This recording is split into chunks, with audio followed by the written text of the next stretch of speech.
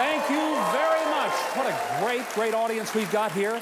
And welcome to the second edition of Huckabee, right here in our new home on TBN.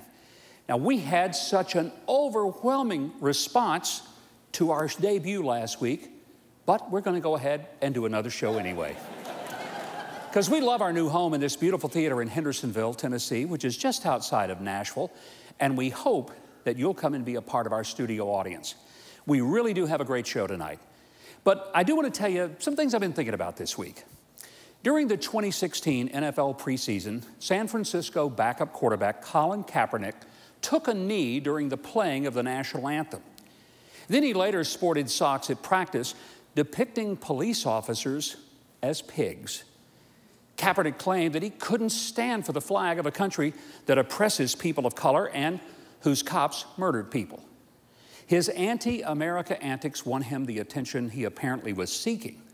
Then as other NFL players decided to take a knee, fans took a hike, and they abandoned the NFL in attendance, TV viewership, as well as sales of NFL merchandise. Now, the NFL plummeted from the most respected sport in the U.S.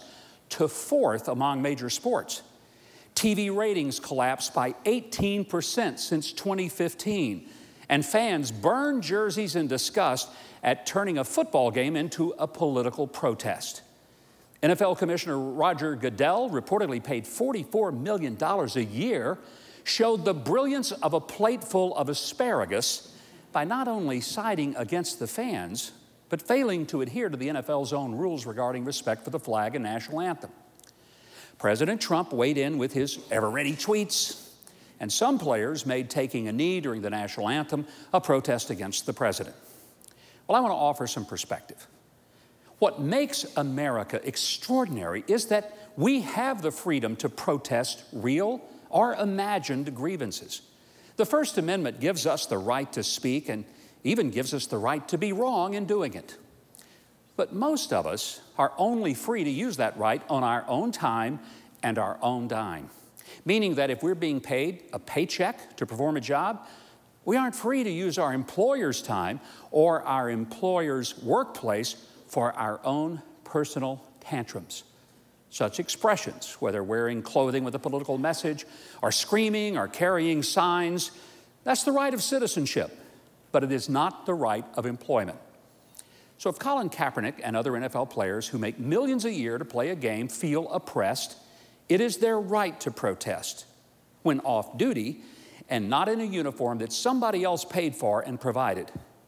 But the fans aren't buying the whining or the kneeling.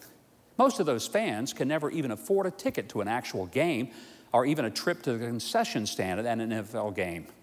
Some professional athletes make $100 million or more, and the average annual NFL salary is over $2 million a year. It's kind of tough for a guy standing on a concrete floor, lifting heavy things 40 hours a week, to feel really sorry for NFL players. Sports and the arts have historically been a place where we come together. And that's where major breakthroughs in race relationships have occurred, because athletes and artists were way ahead of politicians in focusing on performance instead of pigmentation. Champion athletes like Jackie Robinson, Jim Brown, Joe Louis, or Wilt Chamberlain won the respect for their skills in spite of their skin. In the entertainment world, people of color earn respect for their superior performances. The music of Chuck Berry, Ray Charles, the great Sam Moore, Michael Jackson, or the acting of Sidney Poitier, Morgan Freeman, or James Earl Jones weren't about color, but about their craftsmanship. So to the celebrities who feel that America is horrible and unfair, I'd like to offer a little challenge. Instead of using the time and money of your employer, who provide you with the costumes and the stage or the athletic field, get off the field or the stage and get on the ballot. Run for public office.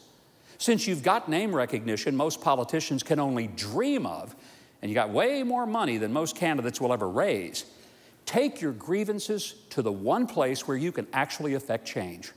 Run for Congress, for governor, or even for president. Or heck, run for the city council or school board. Because if you think the country stinks, then take your soapbox and use your soap to clean it up.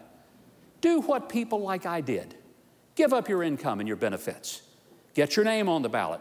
Then get elected and make America better. Don't take a knee, take a stand. Get off your rear and get in the real game.